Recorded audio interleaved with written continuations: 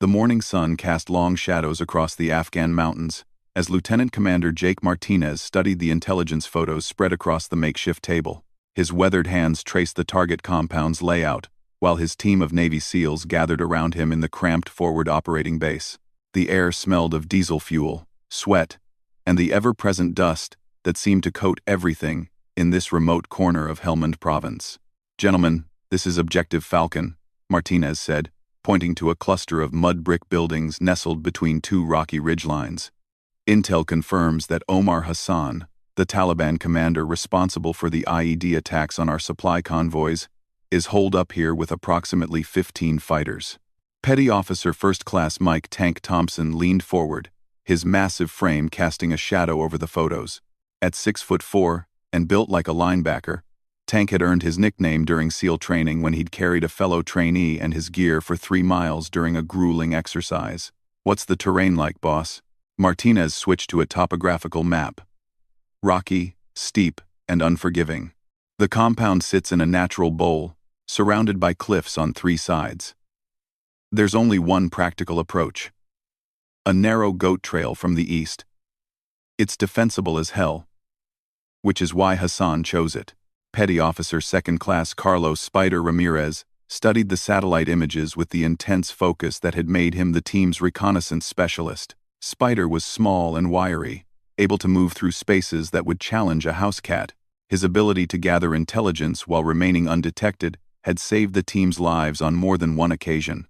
"These rocks formations," Spider said, tapping the map.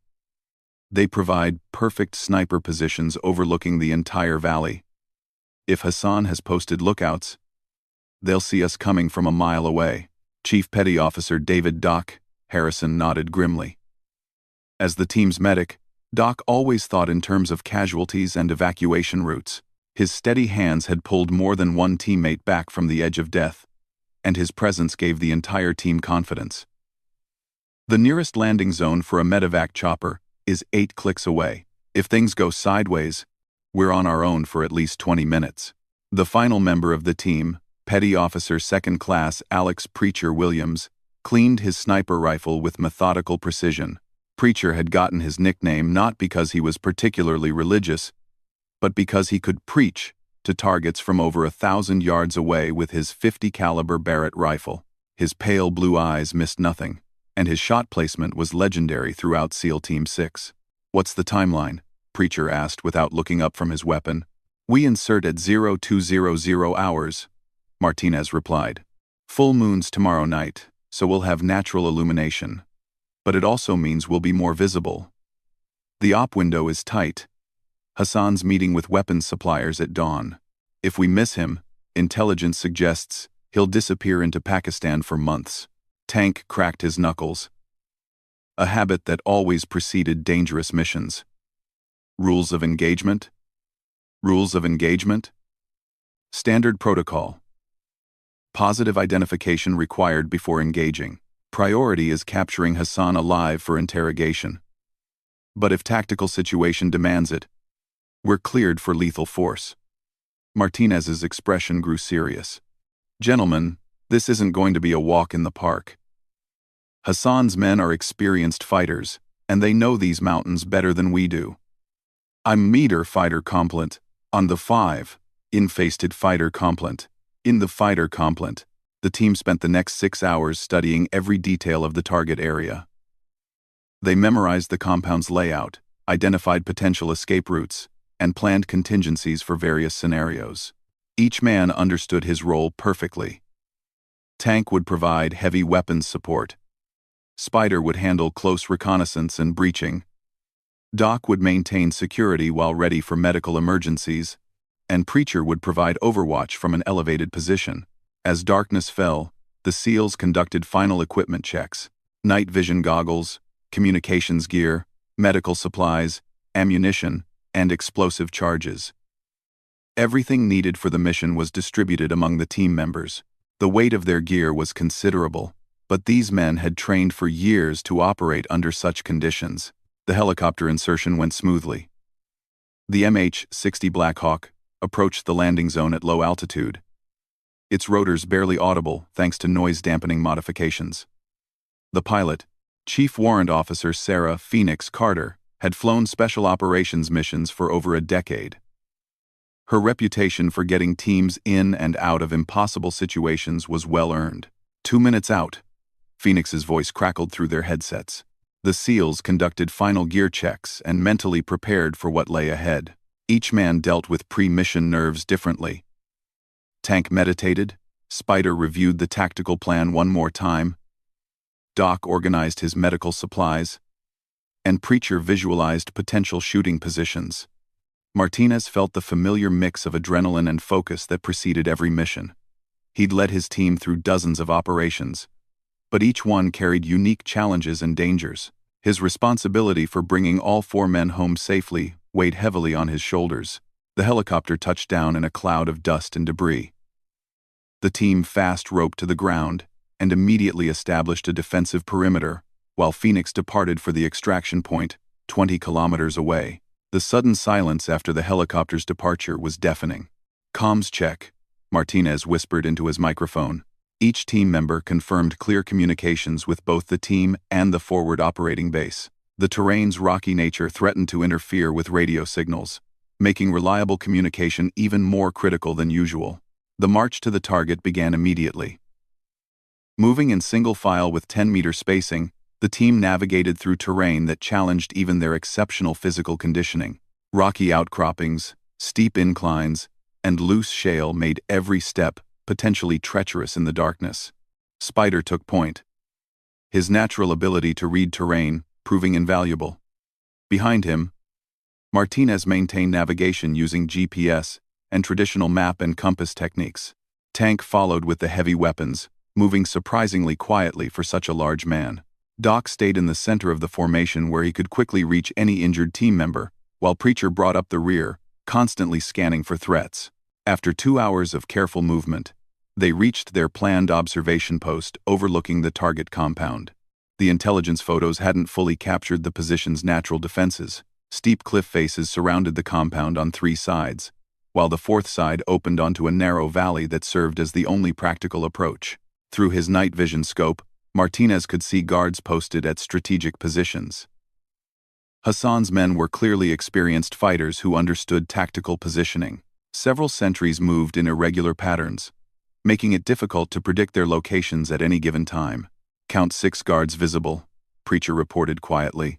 "At least 2 more positions I can't confirm from this angle." Spider had been studying the compound through his spotting scope. Main building shows heat signatures, consistent with 8 to 10 personnel inside. Multiple weapons visible, including what appears to be a heavy machine gun, positioned to cover the approach route. The tactical situation was more challenging than anticipated. The compound's natural defenses, combined with alert sentries and heavy weapons, created a significant threat to the small SEAL team. Martinez weighed their options carefully. "We need to get closer for positive identification on Hassan," he decided. "Spider, I want you to move to that ridgeline on the south side. Get eyes on the main building's windows and confirm target presence." "Roger that, boss." Spider began his careful movement toward the observation position. His ability to move silently through rocky terrain was almost supernatural. Years of training and natural talent had honed his skills to an art form. Meanwhile, Preacher identified a position that would provide overwatch for the entire operation.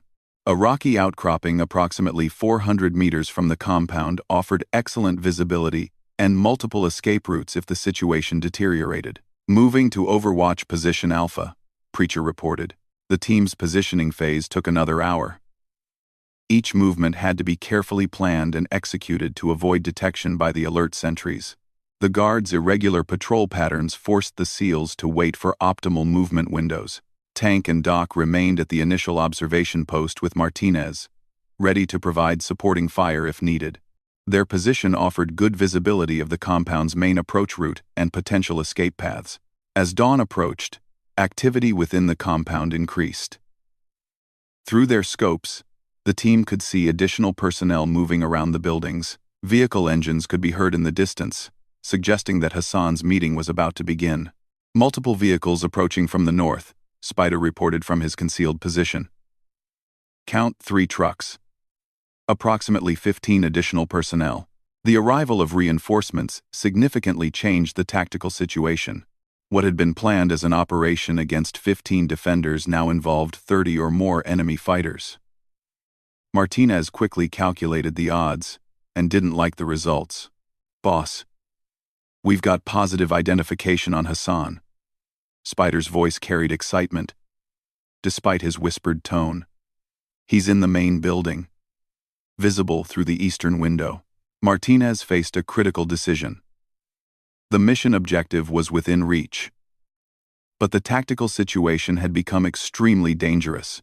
His team was outnumbered 6-1, in unfamiliar terrain, with limited escape routes. "All units, prepare for immediate action," Martinez decided.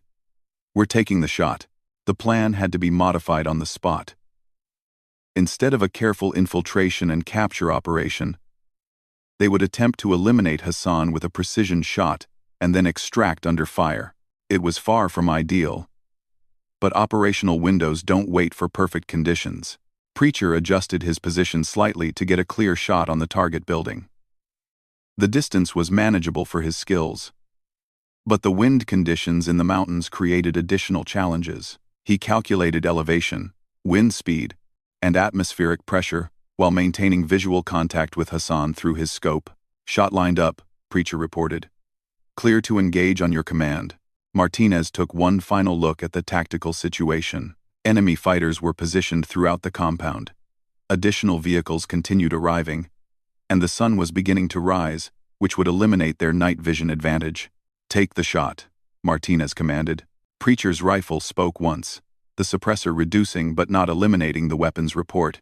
The .50 caliber round crossed the 400 meters in less than a second, striking Hassan's center mass and eliminating the primary target. The compound erupted into chaos immediately. Enemy fighters began searching for the source of the gunshot, while others took defensive positions.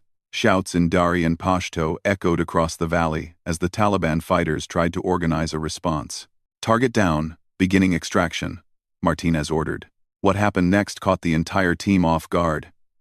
Instead of the confused response they'd expected, the enemy fighters immediately began moving toward their position with tactical precision. Someone was coordinating their response, and that someone knew exactly where the shot had originated. "Boss, we've got movement on 3 sides," Tank reported. "These guys aren't running around confused. They're flanking us." The realization hit Martinez like a physical blow. They'd walked into a trap. Hassan's meeting hadn't been a coincidence. It had been bait. Somehow, their operation had been compromised, and now 30 experienced fighters were moving to surround their small team. "All units, immediate extraction to Rally Point Bravo," Martinez ordered. Rally Point Bravo was their predetermined emergency rendezvous point, located on a defensible hilltop 2 kilometers from their current position. Reaching it would require movement through open terrain under increasing daylight. A dangerous proposition with enemy fighters converging on their location. The team began bounding overwatch movements, with one element providing covering fire while another moved. Tank's heavy machine gun kept enemy heads down while Spider and Doc moved to the next covered position. The rocky terrain provided some concealment, but the approaching sunrise threatened to expose them completely. "Movement on the eastern ridge," Preacher reported. "Count 8 fighters moving to cut off our escape route." The tactical situation was deteriorating rapidly. Enemy fighters were using their knowledge of local terrain to position themselves between the SEAL team and safety. What had started as a surgical strike operation was becoming a fight for survival. Martinez realized they were facing a coordinated enemy response that suggested advanced knowledge of their mission. The implications were disturbing, but survival took priority over intelligence analysis. His immediate concern was getting his team out alive. The first shots aimed at their position came from the northern approach. AK-47 rounds sparked off rocks near Tank's position, forcing him to adjust his firing position. The enemy was still at long range, but they were closing distance steadily. "Contact north, 300 meters, Tank reported while returning fire with controlled bursts. The sound of gunfire echoed through the mountain valley, creating confusion about the exact number and location of enemy fighters. The rocky terrain amplified and distorted sound. making it difficult to determine which threats were most immediate. Spider had taken point for the extraction movement when he spotted the trap's true extent. "Boss, we've got a problem. There are fighters positioned all along our planned route. They knew exactly where we'd try to go." The comprehensive nature of the enemy response confirmed Martinez's worst fears. This wasn't a lucky break for the Taliban. It was a carefully planned ambush using Hassan as bait. Someone had provided detailed information about their mission planning and tactical procedures. Change of plans, Martinez decided. We're going up instead of across. The decision to climb higher into the mountains was tactically sound but physically demanding. The steep terrain would slow their movement but also limit the enemy's ability to coordinate attacks from multiple directions. It would also put them in position for helicopter extraction if they could reach a suitable landing zone. Doc's experience as a combat medic made him acutely aware of their physical limitations. The team had been operating for over 6 hours, carrying heavy combat loads through difficult terrain. Their water supplies were running low, and fatigue was beginning to affect reaction times. "How's everyone's condition?" Doc asked during a brief pause behind a rock formation. "Good to go," Tank replied, though his breathing was labored from carrying the heavy machine gun up steep inclines. Spider and Preacher confirmed their readiness to continue, but Martinez could see the strain in their movements. The combination of physical exhaustion and psychological pressure from being hunted by a superior force was taking its toll. The climb toward higher ground continued under increasing enemy pressure. Taliban fighters had spread out in a loose cordon and were steadily reducing the area available to the SEAL team. Radio chatter in local languages suggested they were coordinating their movements with someone who understood American tactical procedures. "They're hurting us," Preacher observed, "pushing us toward something specific." The realization that they were being deliberately channeled toward a particular area added another layer of complexity to their situation. The enemy wasn't just trying to capture or kill them. They were guiding the SEALs toward a predetermined killing ground. Martinez called for helicopter support, but the response was not what he hoped to hear. "Extraction birds are 30 minutes out due to weather conditions at the forward base," the radio operator reported. "Can you maintain position until then?" 30 minutes might as well have been 30 hours given their current tactical situation. Enemy fighters were closing from multiple directions. Ammunition was being expended at an unsustainable rate, and their position offered limited defensive advantages. "Negative, on holding current position," Martinez replied. Continuing movement to alternate extraction point. The alternate landing zone was located on a ridgeline another kilometer higher up the mountain. Reaching it would require exposed movement across rocky slopes while under enemy observation and fire. The physical demands alone would challenge the team's endurance, even without hostile contact. As they continued climbing, the true scope of the enemy response became apparent. Taliban fighters weren't just pursuing them. They were positioned in prepared fighting positions that suggested advanced knowledge of the SEAL team's likely routes of movement. Someone had planned this ambush down to the smallest detail. The morning sun was now fully visible above the mountain peaks, eliminating the night vision advantage that special operations forces depend upon for survival. Every movement became visible to enemy observers, while the SEALs lost their ability to see heat signatures and movement in shadows. Tank's ammunition supply was running dangerously low after several firefights during their climbing retreat. His heavy machine gun provided the team's primary suppressive fire capability, but even carefully controlled bursts had consumed most of his belt-fed ammunition. "Ammo status?" Martinez asked during their next movement pause. The responses confirmed his concerns. Spider and Doc were down to their final magazines for their primary weapons, though they still had pistol ammunition. Preacher had fired most of his precision rounds and was transitioning to his backup rifle. Tank had approximately 200 rounds remaining for the machine gun. Their situation had progressed from challenging to desperate. A four-man team, low on ammunition, climbing through difficult terrain while being pursued by 30 experienced fighters who knew exactly where they were going. The mathematical odds were not encouraging. That's when they heard the sound that changed everything. A single, distant rifle shot from somewhere high above them on the mountainside. The sound echoed through the valley, different from the AK-47 fire they'd been hearing. This was a precision rifle, fired by someone who knew what they were doing. One of the pursuing Taliban fighters dropped immediately, his body tumbling down the rocky slope. The others took cover. Suddenly uncertain about what they were facing, Martinez looked up toward the sound's origin but couldn't identify the shooter's position. Whoever had fired that shot was well concealed and positioned with excellent observation of the entire battlefield. A second shot rang out, and another enemy fighter fell. This time, Martinez got a better sense of the shooting position. Somewhere in the rocky outcroppings high above their current location, the shooter had both elevation and concealment advantages that made counterfire nearly impossible. The pursuing Taliban fighters were now dealing with threats from two directions. The unknown sniper was picking them off one by one, while the SEAL team continued their fighting withdrawal up the mountain slope. "Who the hell is that?" Tank wondered aloud. Spider had his spotting scope out, scanning the high ground for any sign of their mysterious benefactor. "Can't see anyone. But those shots are coming from at least 800 meters above us. Whoever it is, they're good." The sniper's intervention had given them a chance, but Martinez knew they couldn't count on outside help indefinitely. They needed to keep moving toward the extraction point while they had the opportunity. The mysterious sniper's third shot came just as Tank was about to be overwhelmed by 3 Taliban fighters who had gained ground during the team's ammunition shortage. The round struck the lead fighter's center mass, sending the other 2 scrambling for cover behind a boulder formation. Tank used the opportunity to reload his final belt of machine gun ammunition, knowing it had to last until extraction. Martinez tried raising the unknown shooter on all radio frequencies, but got no response. Whoever was providing overwatch either couldn't hear their communications or was choosing not to respond. The silence was almost as unsettling as the precision shooting. "Movement patterns suggest a single shooter," Preacher observed while studying the high ground through his scope. "Professional spacing between shots, excellent position selection, and 0 missed targets. So far, Doc was treating a grazing wound on Spider's arm from rock fragments kicked up by enemy fire.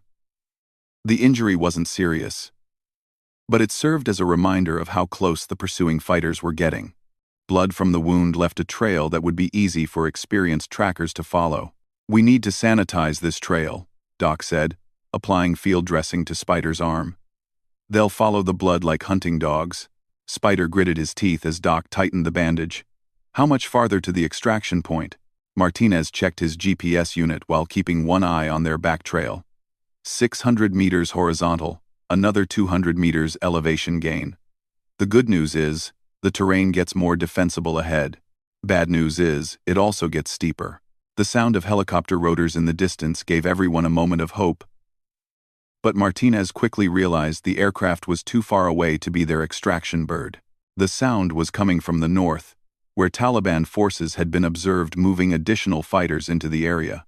"That's not ours," Tank said, recognizing the distinctive sound signature of a Russian-made Mi-8 helicopter. The enemy helicopter's presence added another dangerous element to their situation. If it carried troops, their numerical disadvantage would become even more pronounced.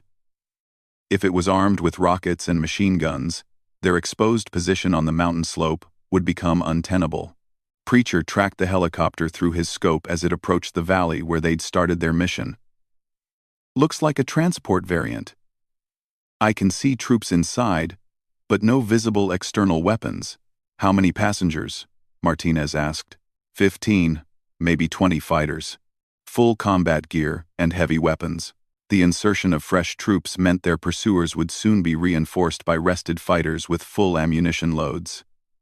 The mathematical odds, already poor, were becoming astronomical. Martinez began calculating how long they could hold defensive positions with their remaining ammunition. The mysterious sniper seemed to understand their predicament. A 4th shot eliminated the Taliban commander who had been coordinating the pursuit by radio. Without central coordination, the enemy fighters' movements became less organized, buying the SEAL team precious time. "Whoever our guardian angel is, they understand battlefield priorities," Spider observed. Taking out the leadership first, Tank had found a position where he could provide covering fire for the team's continued movement toward the extraction point. His machine gun's distinctive sound echoed through the mountains as he engaged a group of fighters trying to flank their eastern approach. "Contact east, 200 meters, Tank reported. 4 fighters moving through the rocks. They're trying to get above us." The flanking movement posed a serious threat to their climbing route. If enemy fighters gained the high ground ahead of them, the team would be caught in a crossfire between pursuers below and defenders above. Martinez had to make another critical decision. Preacher, can you eliminate the flanking element? Preacher had been conserving his ammunition for exactly this type of situation. He identified the lead flanker and calculated wind conditions for the shot. The target was moving through broken terrain, requiring precise timing to achieve a hit. "Give me 30 seconds for them to reach the clearing," Preacher replied. The flanking fighters moved with confidence, believing they were outside effective range of the SEAL team's weapons. Their tactical error became apparent when Preacher's bullet found its target at the exact moment the lead fighter stepped into the open. The remaining flankers immediately took cover, but their advance had been stopped. However, Tank's covering fire was becoming less effective as his ammunition supply dwindled. Each burst had to be carefully controlled to maximize impact while conserving rounds. Doc noticed that Martinez was favoring his left leg, probably from a strain incurred during their rapid movement through difficult terrain. As team leader, Martinez was pushing himself harder than anyone else, while carrying the additional mental burden of responsibility for his men's survival. "Boss, let me check that leg," Doc offered during a brief pause behind a rock formation. "I'm fine," Martinez replied, though his grimace suggested otherwise. Spider had been monitoring enemy radio communications with his portable intercept equipment. The conversations in Dari and Pashto were becoming more excited as the Taliban fighters realized they were facing both the original SEAL team and an unknown sniper. "They're calling for additional support," Spider translated.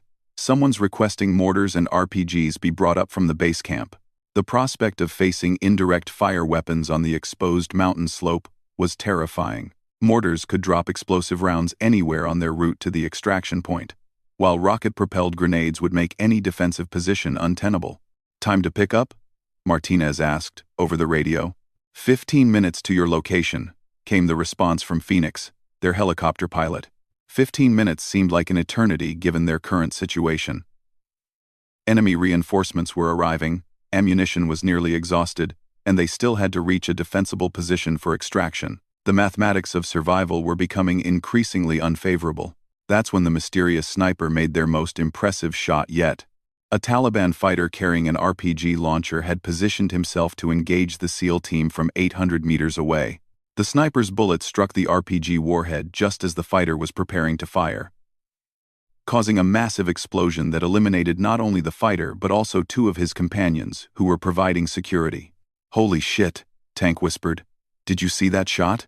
The deliberate targeting of the explosive warhead demonstrated both incredible marksmanship skill and intimate knowledge of weapons systems.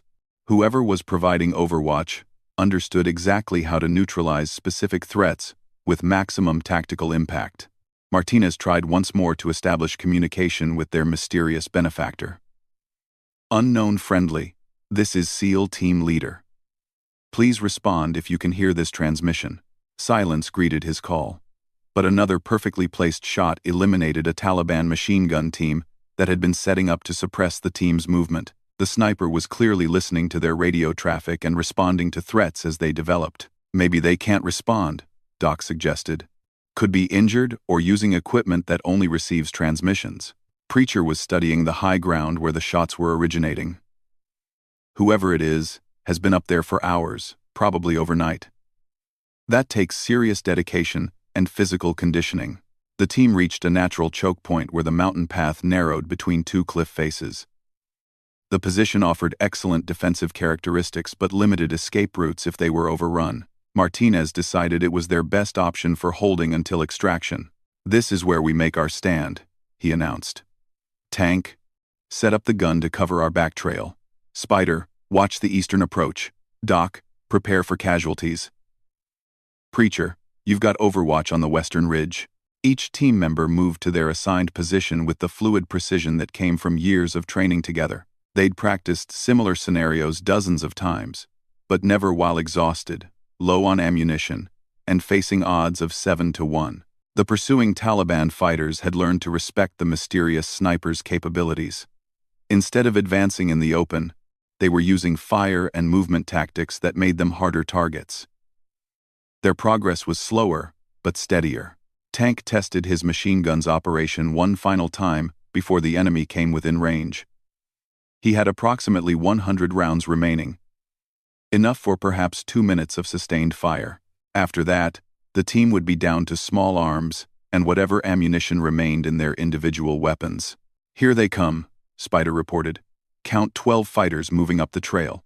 They're staying spread out and using cover." The approaching enemy fighters moved with professional competence that suggested military training beyond typical insurgent capabilities. Their tactical formations and movement techniques indicated they'd faced special operations forces before and learned from the experience. Tank opened fire when the lead fighters reached 200 meters. His controlled bursts forced them to take cover but didn't stop their advance. The enemy responded with suppressive fire from multiple weapons, sending bullets ricocheting off the rock walls around the SEAL position. "Contact front," Tank shouted over the sound of gunfire. The firefight that followed tested every aspect of the team's training and equipment. Enemy rounds sparked off rocks inches from their heads while they returned fire with carefully aimed shots. Every bullet had to count given their limited ammunition supply. Spider engaged targets on the eastern approach with his rifle, picking off fighters who tried to gain flanking positions. His marksmanship skills, honed through thousands of hours of practice, served the team well in the close-range engagement. Doc divided his attention between providing security and preparing medical supplies for the casualties he expected. The team's exposed position made wounds nearly inevitable, and his ability to provide immediate trauma care could mean the difference between survival and death. Preacher used his remaining sniper ammunition to engage the most dangerous threats. Fighters carrying RPGs or attempting to coordinate attacks by radio. Each shot was calculated to eliminate maximum threat potential with their dwindling resources.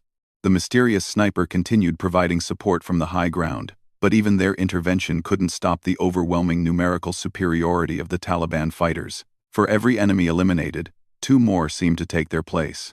"Ammunition status?" Martinez called out during a brief lull in the firing.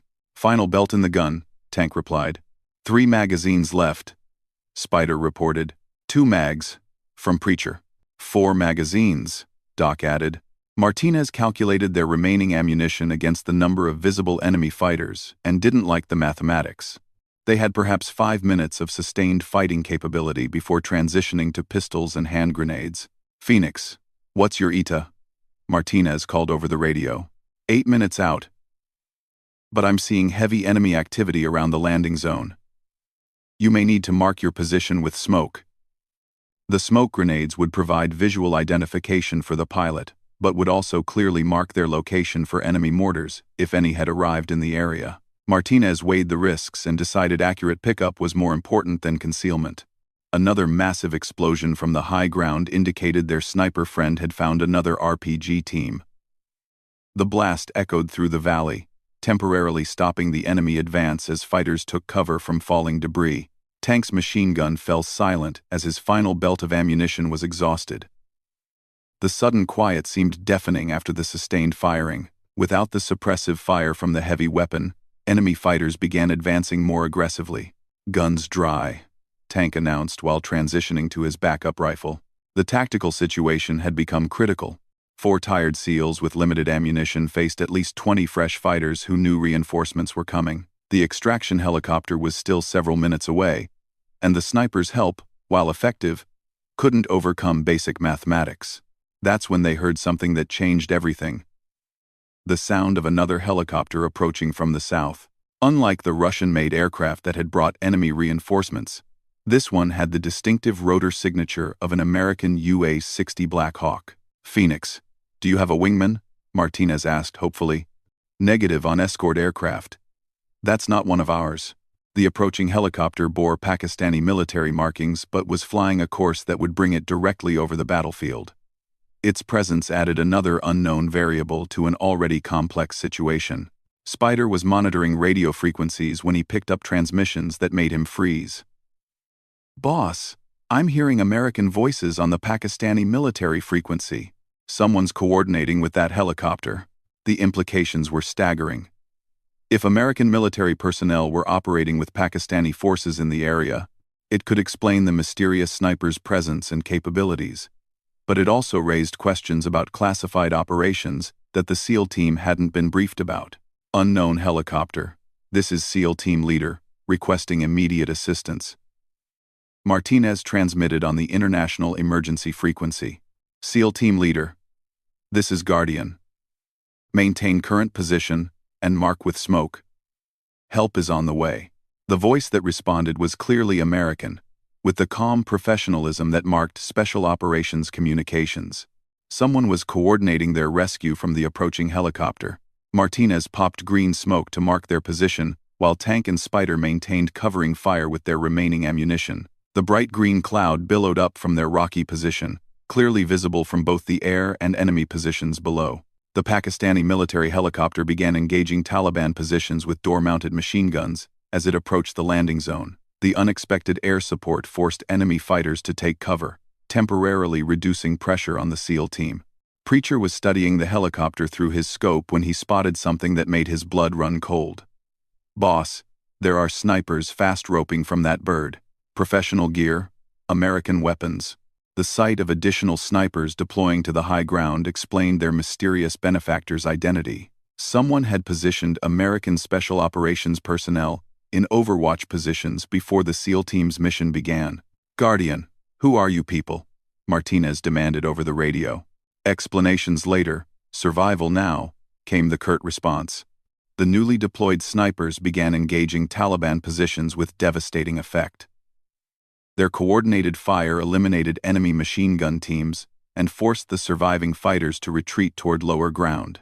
Phoenix's voice crackled over the radio. "SEAL team leader, I have visual on your smoke. Approaching from the west for immediate extraction." The familiar sound of their own helicopter's rotors provided the first real hope the team had felt since the mission began. Phoenix was coming in fast and low, using the mountain terrain to mask her approach from any remaining enemy weapons. Tank gathered the team's spent brass casings while they prepared for extraction. Professional habits die hard, and leaving evidence behind violated every principle of Special Operations security. Even in desperate circumstances, proper procedures mattered. Doc conducted rapid medical assessments of each team member. Spider's arm wound was properly dressed and not bleeding. Martinez's leg strain was manageable, and the others showed only minor injuries from rock fragments and equipment wear. Preacher collapsed his sniper rifle and secured his remaining ammunition.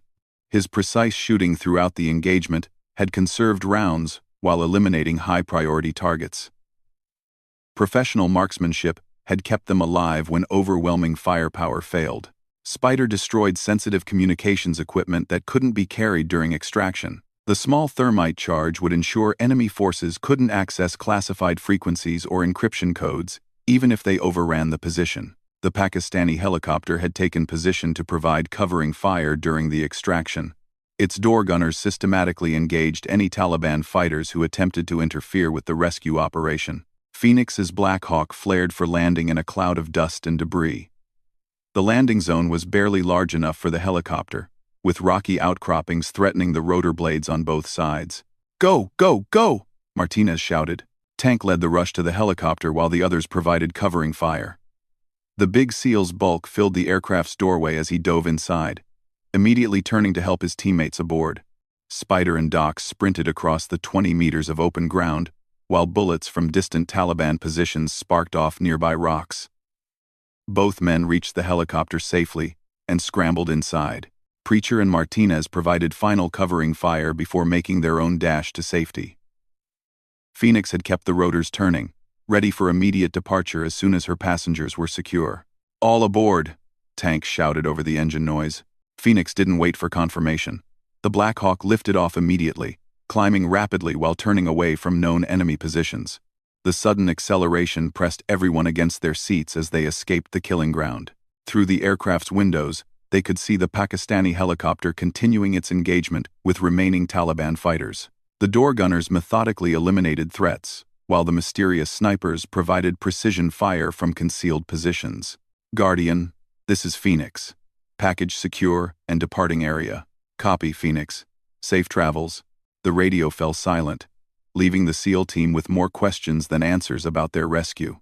Someone had been watching them throughout the mission, but the identity and authorization of their mysterious protectors remained unclear. Back at the forward operating base, the SEAL team sat in stunned silence, while medical personnel checked their injuries and intelligence officers prepared for immediate debriefing. The mission that should have been a routine capture operation had turned into something far more complex and dangerous. Colonel Sarah Mitchell, the base commander, entered the medical tent with an expression that mixed relief and concern. Behind her walked a man the team didn't recognize, tall, weathered, wearing civilian clothes, but carrying himself with unmistakable military bearing. "Gentlemen, I'm glad you're all in one piece," Colonel Mitchell began.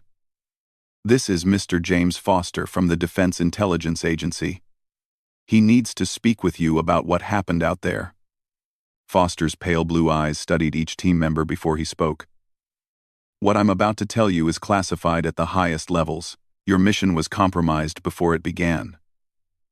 But not in the way you might think." Martinez sat forward in his chair, ignoring the medic who was still examining his injured leg. "Sir, with respect, we walked into a trap. Someone fed our operational details to the Taliban. Actually, Lieutenant Commander, we fed those details to the Taliban ourselves." The statement hit the team like a physical blow. Tank's massive hands clenched into fists while Spider's jaw dropped open.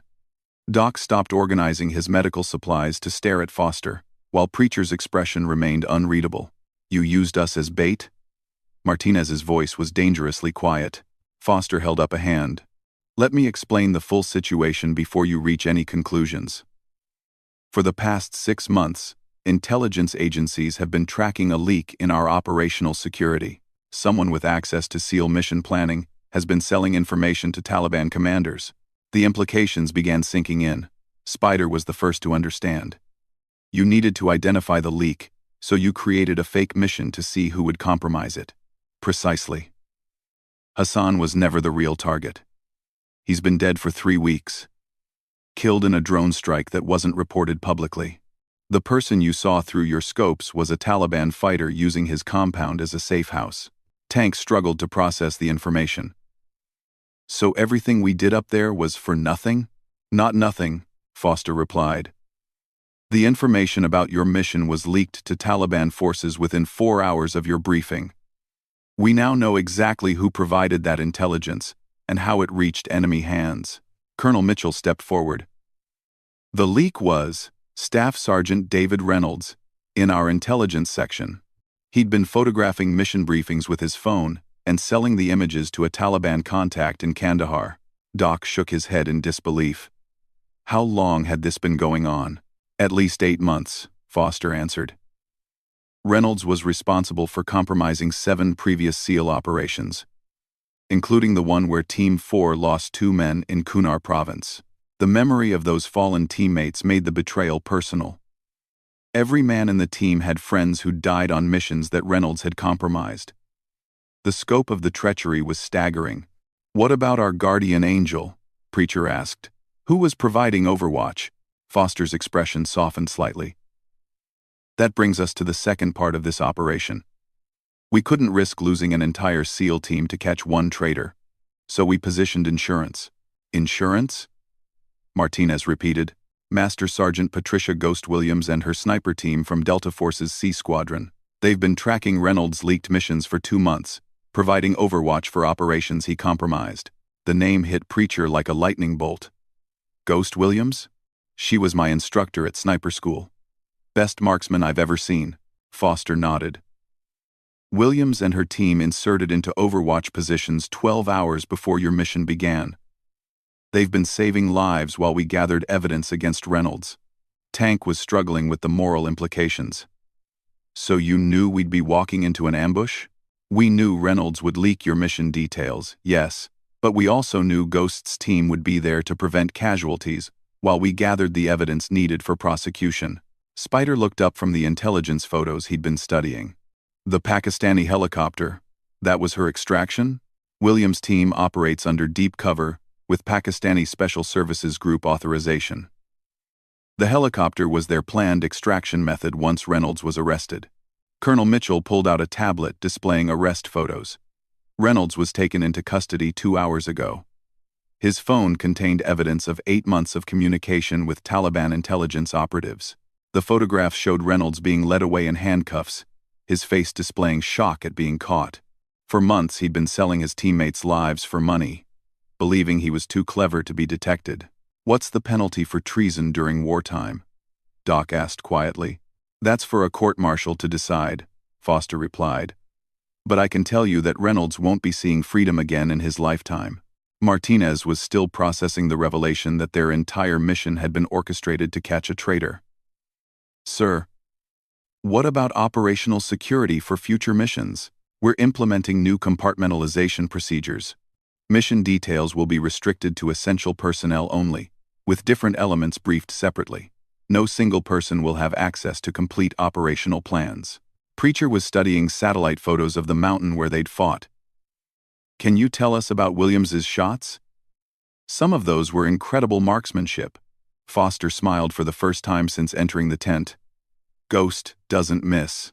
She's been serving with special operations for 15 years, with confirmed kills in Iraq, Syria, and Afghanistan. When she was assigned to overwatch your mission, I knew you'd come home alive." Tank was reading through Reynolds' confession statement with growing anger. "This bastard got people killed for money. How much was he being paid?" $5,000 per mission briefing. "He sold your lives for the price of a used car." Quote. The amount was insultingly small. Reynolds had betrayed his oath, his teammates, and his country for what amounted to pocket change. The triviality of the sum made his betrayal even more offensive. Spider had been quiet while studying intercepted Taliban communications. "Sir, the enemy fighters who ambushed us, they knew our standard operating procedures." "How much detail did Reynolds provide?" "Everything. Tactical formations, communication frequencies, standard extraction procedures, even individual team member capabilities. The Taliban knew more about your mission than most of your own chain of command." The comprehensiveness of the betrayal explained how the Taliban had been able to coordinate such an effective ambush. They'd known exactly where the team would go and how they'd respond to various tactical situations. "What happens to the intelligence Reynolds provided?" Martinez asked. "Do we have to assume all our procedures are compromised?" Foster opened a briefcase and removed a thick folder. "We've been feeding false information through Reynolds for the past month while building our case. The Taliban think they know your new procedures, but they actually have completely incorrect data." Doc was examining photos of the ambush site taken by drone surveillance. "How many enemy fighters did Williams eliminate?" 12 confirmed kills by her team, plus the RPG explosion that took out 3 more. Without their intervention, you would have been overrun within 10 minutes of making contact. The mathematics of their survival were stark. 15 enemy fighters, eliminated by the Overwatch team, had made the difference between a successful extraction and a catastrophic loss of life. Preacher studied ballistic analysis reports that showed the precision of Williams' shooting. "These are some of the best long-range shots I've ever seen documented. 800 to 1200 meter targets in mountainous terrain." Ghost specializes in mountain warfare. She grew up hunting in Montana and has been operating in Afghanistan for 3 tours. The terrain you fought in is exactly her specialty. Tank was reading medical reports about their own team's injuries. Spider's arm wound came from rock fragments, not enemy fire. Correct. Williams was actually protecting your flanks so effectively that direct enemy fire never came close to hitting anyone. Your injuries came from ricochets and debris. The revelation that they'd never actually been in immediate danger of enemy fire was both reassuring and slightly embarrassing. Professional soldiers prefer to believe they survived through skill rather than protection from unknown guardians. Spider had found radio transcripts of Williams' team communications during the engagement. They were calling out targets and coordinating fires to keep us safe. Professional as hell. Delta Force doesn't leave people behind, even when they're catching traitors. Williams' mission was to gather evidence and protect American lives. She accomplished both objectives. Colonel Mitchell received a radio message and stepped aside to take the call. When she returned, her expression was grim. "Reynolds has provided information about other ongoing intelligence leaks. This goes beyond just SEAL operations. Foster's expression hardened. Reynolds was part of a larger network, selling American operational intelligence to various hostile organizations. Your mission helped us identify the entire conspiracy. The scope of the security breach was expanding beyond anything they'd imagined. What had started as suspicions about compromised SEAL missions was revealing a systematic betrayal of American special operations. How many operations were affected? Martinez asked. At least 30 missions across all branches of Special Operations Command. Rangers, Green Berets, Air Force Special Tactics, and Navy SEALs. Reynolds and his associates were selling information to Taliban, ISIS, and Iranian intelligence services. Tank slammed his fist on the table. How many Americans died because of these bastards?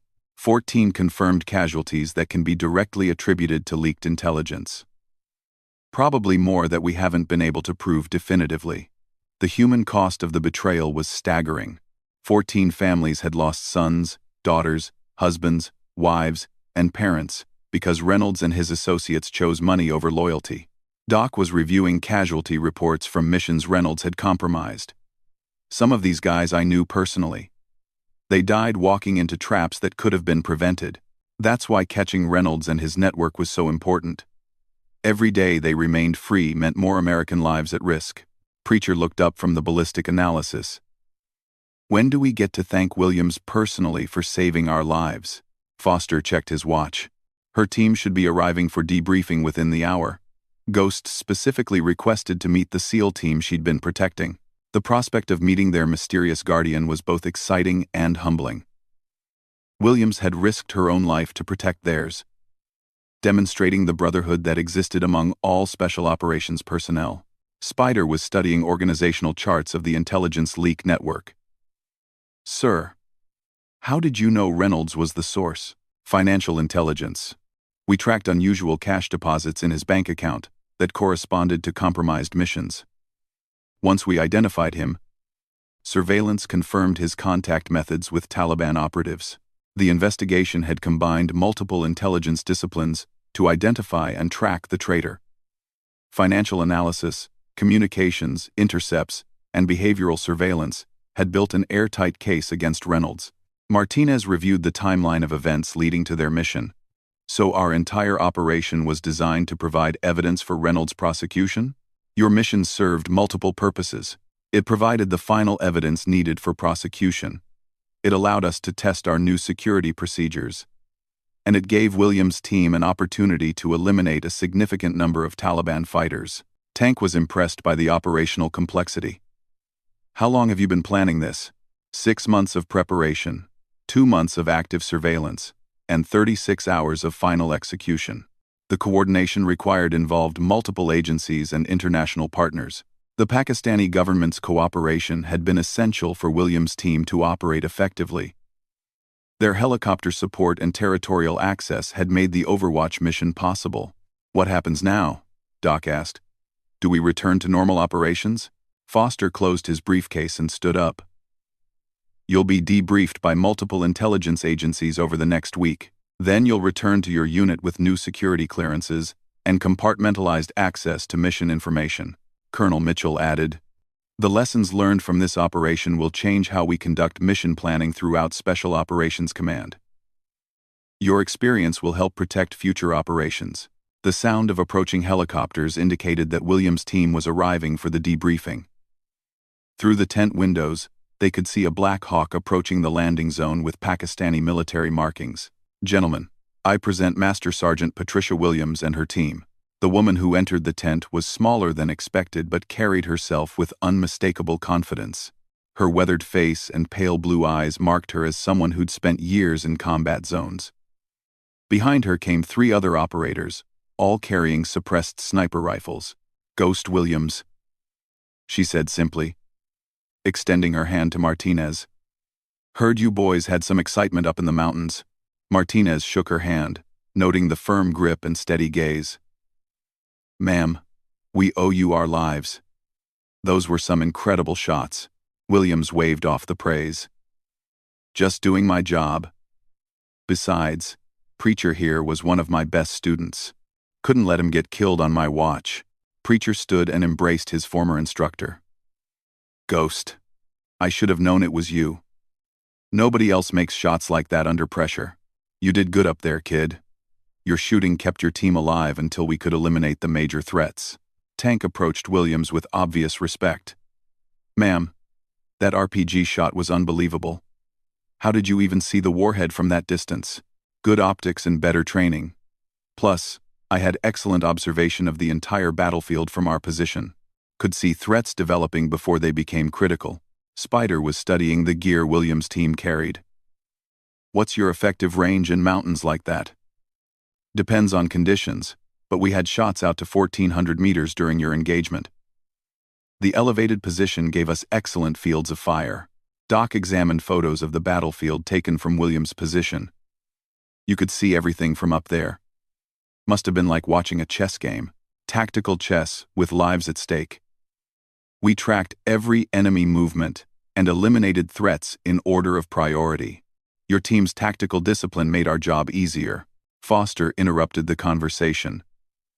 Master Sergeant Williams, can you brief them on the intelligence aspects of the operation? Williams opened a tactical folder and spread photos across the table. Reynolds had been providing detailed intelligence about SEAL tactics and procedures. The Taliban knew your standard responses to various situations. The photos showed Taliban fighting positions that had been specifically designed to counter American special operations tactics. The enemy had prepared for exactly the type of mission the SEALs would conduct. They knew you'd approach from the east, knew your extraction procedures, and knew how you'd respond to contact. What they didn't know was that we'd be providing overwatch. Martinez studied the enemy preparations with professional interest. They put a lot of effort into this ambush. 3 weeks of preparation based on Reynolds' intelligence.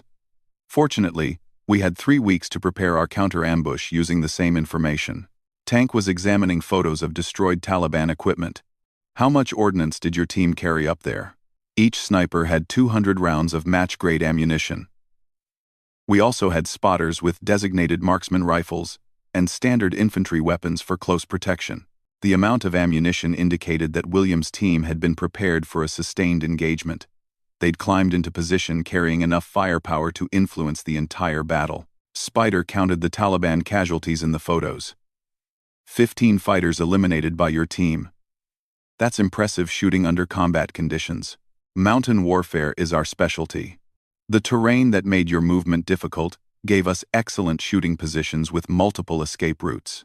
Preacher was studying ballistic data from the engagement. Some of these shots were made while the targets were moving through broken terrain. How do you compensate for that? Williams smiled. Practice, patience, and a little bit of luck. Mountain winds are tricky, but if you understand the terrain, you can predict air currents and bullet drift. Doc was interested in the medical aspects of the operation. Did your team carry trauma supplies in case we had casualties? Full combat medical kit plus helicopter evacuation coordinates. We were prepared to provide immediate trauma care and arrange emergency extraction if anyone was seriously wounded. The comprehensive preparation demonstrated the military's commitment to protecting American lives while gathering intelligence about the security leak. No detail had been overlooked in planning the operation. Foster checked his watch again. Master Sergeant Williams, your team needs to prepare for extraction back to your home base. Williams nodded and began collecting her materials. Gentlemen, it's been an honor working with you. Preacher, keep practicing your mountain shooting. The rest of you, stay safe and watch each other's backs. Tank stood and saluted. Ma'am, thank you for saving our lives. We won't forget what you did for us. Just remember that we're all on the same team. Special Operations looks after its own, no matter what unit patch you wear. The sentiment captured the essence of the brotherhood that existed among elite military units. Regardless of service branch or specific assignment, Special Operations personnel shared bonds, forged in training and combat. As Williams and her team prepared to depart, Martinez realized that the true victory hadn't been eliminating Hassan or even catching Reynolds. The real success was the demonstration that American Special Operations forces would risk everything to protect their own. The helicopters lifted off into the Afghan sunset, carrying Ghost Williams and her team back to whatever classified mission awaited them next. The SEAL team watched until the aircraft disappeared into the mountains where they'd nearly died. "Think we'll ever see her again?" Spider asked. "In this business, you never know," Martinez replied. "But I hope so. We owe her a beer." Tank laughed for the first time since the mission began. "Just one beer? Hell, we owe her a brewery." The debriefing sessions would continue for days, providing intelligence analysts with detailed information about Reynolds' betrayal and its effects on operational security. But the most important lesson had already been learned. American Special Operations Forces would never abandon each other, even when facing impossible odds in hostile territory. The war in Afghanistan would continue, but now it would be fought with better security procedures and the knowledge that traitors within their own ranks had been identified and eliminated. Reynolds' betrayal had cost American lives, but his capture would save many more. As the sun disappeared behind the mountains, the 4 SEALs prepared for the long journey home, carrying with them a renewed appreciation for the bonds that tied all special operations personnel together. They'd survived not just because of their training and equipment, but because someone was willing to risk everything to protect them. Ghost Williams and her team had demonstrated that, in the brotherhood of special operations, no one fights alone.